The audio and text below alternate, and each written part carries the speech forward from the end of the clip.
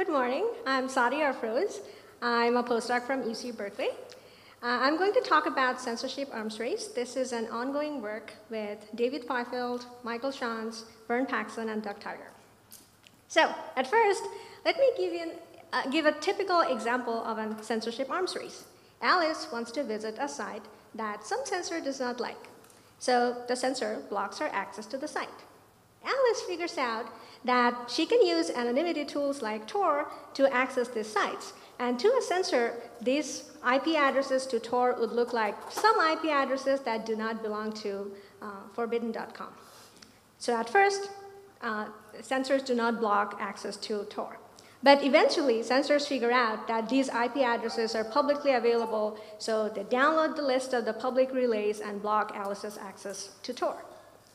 Now, Alice has to figure out how to access Tor without using the public relays. And there's a way to do it. Tor also have non-public relays, which are known as bridges. So Alice can get some bridges and access to Tor.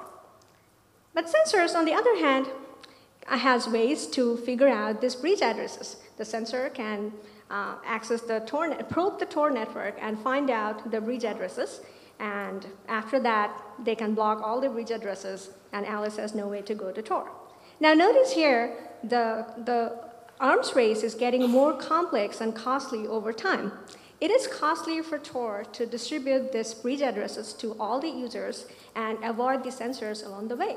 And it's also costly for the censor to discover these bridge addresses because they cannot just go somewhere and download a list. They have to act as a user and then active probe the system to find these bridge addresses. There are many approaches proposed, both by academics and practitioners, to circumvent censorship. These approaches mostly rely on hiding different properties of the connections from the censor. Some of these circumvention approaches are already deployed. Some of these research approaches need to be deployed. So as a developer, how do you know which tool you want to choose to deploy? And as a user, how do you choose any particular system to use? So we want the answer of these two questions. We want to know how well a circumvention system works or will work in practice, and how does it compare to other systems? So to answer these questions, we wanted to understand the quality of the arms race that has been played out so far. There are not a lot of tools out there that people use for censorship circumventions. So we looked at, historically, how Tor has been blocked by different censors. We enumerated all the different attacks that blocked access to Tor. When a country blocks Tor, people report it on the Tor mailing list or the Tor bug track, and then some Tor people write a blog about it. So we downloaded all the posts from the Tor blogs and all the posts from the mailing list, and then wrote a simple machine learning tool to exhaustively search all of this posts to find censorship events. So far, we found 32 known attacks on Tor. These attacks fall under three broad categories. First, censors try to find specific properties of the endpoint that Tor uses and other systems that are not Tor do not.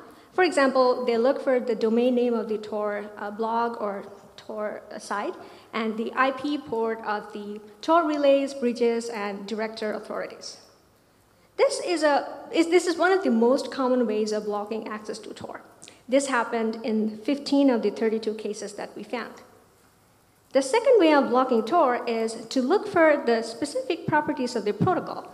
For example, the specific cipher suite that Tor uses in their TLS handshake, or Tor's SSL certificate lifetime.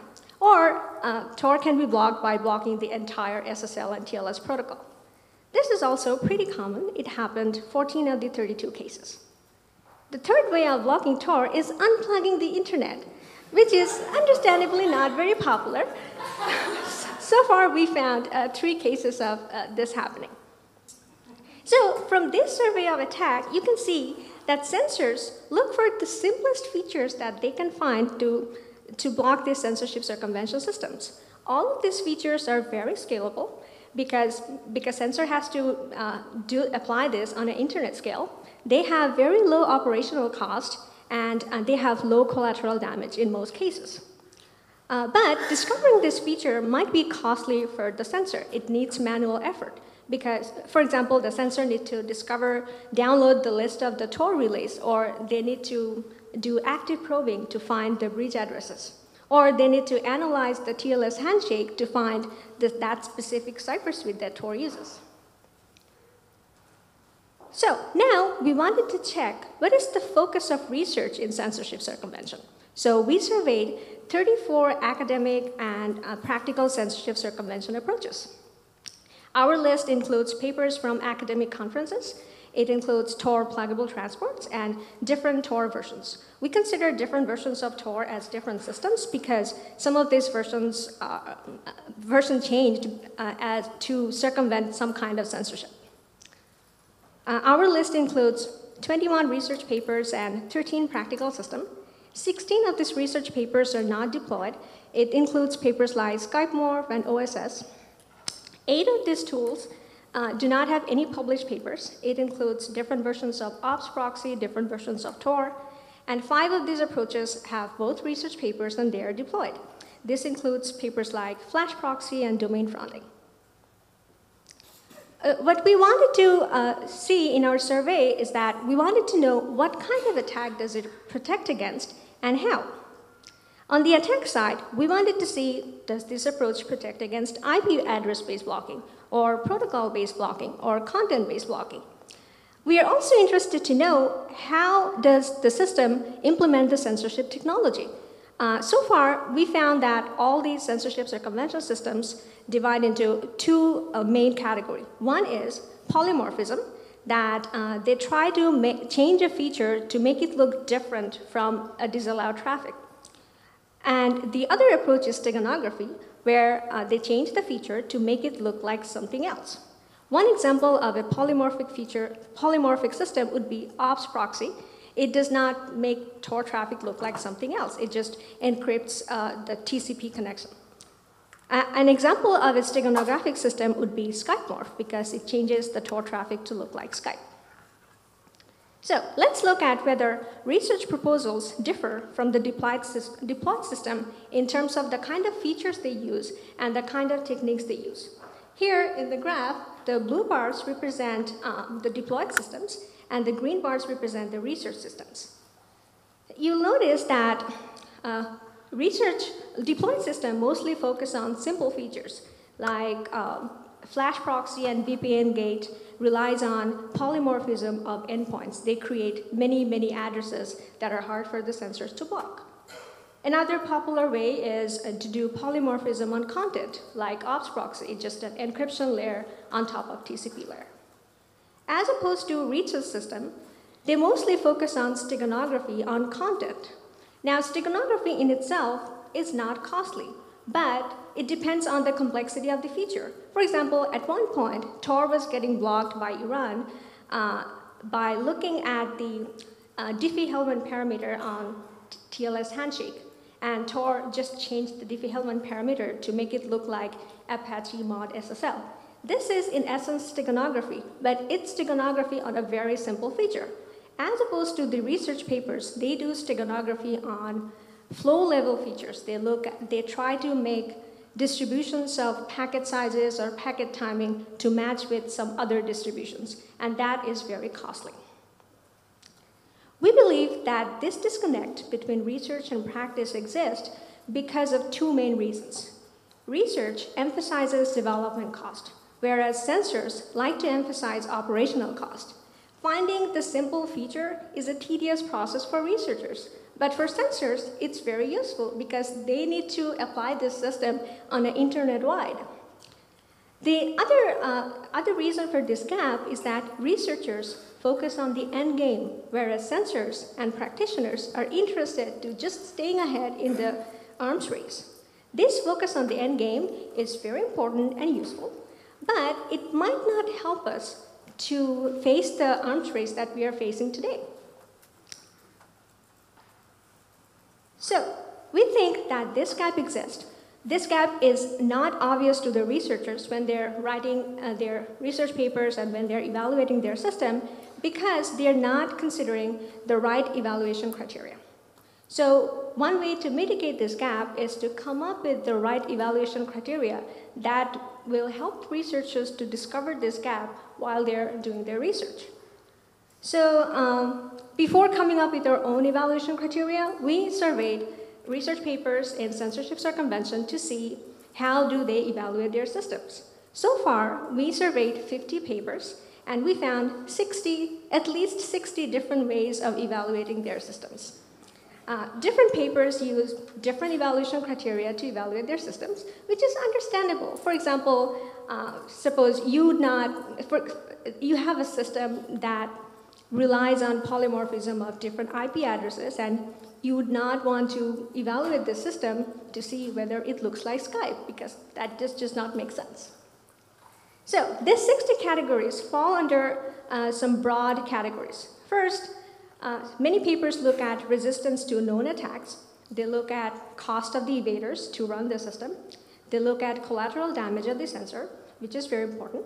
They are also interested in performance of their system. Does it make things slower for the users? Another popular evaluation criteria is traffic analysis that looks at distribution of different packet flow level features. And another interesting criteria is the usability of the system. This aggregated list of 60 criteria is very good and it's very complete. But the problem is that all the papers don't use all the criteria. For example, out of the 50 papers, only 15 looked at resistance to known attacks. So on top of these criteria, we came up with two holistic criteria. One is the total cost of the system. That would include the user's cost, the system maintainer's cost, and also the sensor's cost of blocking the system. We expect that this will encourage the researchers to look for the cheapest features that a sensor can use to block their system. The second criteria is more abstract than cost. We call it goodput. It tries to estimate how much productive traffic a censorship system enables. For example, you have two systems, A and B. A has a very cheap feature that any sensor can find to block it. But finding that feature is very hard and complicated, and maybe the sensor is not very motivated to find that feature. So even though technically it's very easy to block that system, because the sensors are not motivated to find it, A will be used more by users than other systems. So we started to see how can we estimate sensors cost. When we started this project, we thought that we will estimate sensors cost by looking at how long it takes for a sensor to block some specific system and use time as a proxy for cost. So we decided that we will look at the Tor metric and see how long it takes different countries, for example China, to block specific versions of Tor. What we discovered from this exercise is that sensors do not block a system as soon as they can. They block systems when they need to. So they will not jump on and block Tor as soon as a new version comes up. They will probably figure out how to block it and then block it when they need it. So by looking at the timing, it's very hard to estimate how long it took them to block a system. Another things that we looked at are cost of different surveillance tools like Blue Code or FinFisher. But that also did not seem very helpful because we don't know what kind of version different countries are using. But these are good sources that can give us some estimates. So that ends my talk. I hope I asked more questions than I answered them. And I will end with two more questions. What do you think should be an effective evaluation criteria? We tried to find all the blocking events, but I'm sure we missed many. So if you know of any other blocking events, let us know. There is a list of the events that we found that's in that URL. And also, we are continuing our survey.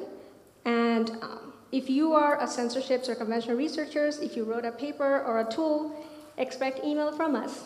And that's my talk. Thank you.